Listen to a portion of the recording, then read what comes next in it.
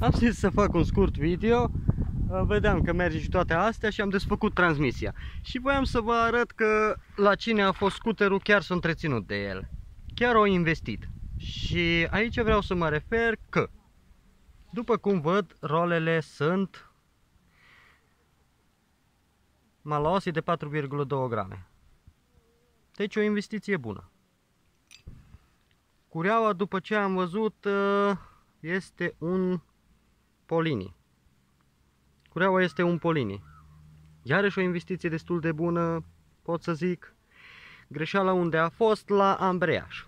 La ambreiaj, arcul galben pentru set motor stock de 50 se durează cam tare și nu e ok. No.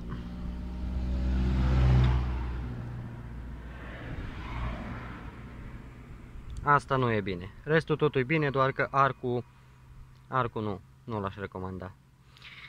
În fine, lăsăm ambreiajul ăsta așa să fie tunat bine, mersi. O să folosim cureaua asta de la Polini. O să folosim rolele Logic, dacă sunt Malaosi de 4,2, Malaosi folosim, nu? Bun. Și noi. Bun, ambreiajul o să-l folosim de 115, un arc stock. Este arcul alb sau arcul negru, de la astea de 115 stock.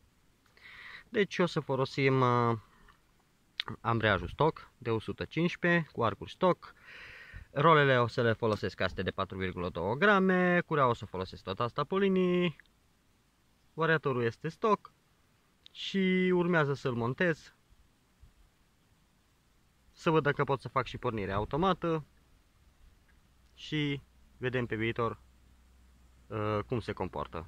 Eu sper să pot reveni și cu un test mic.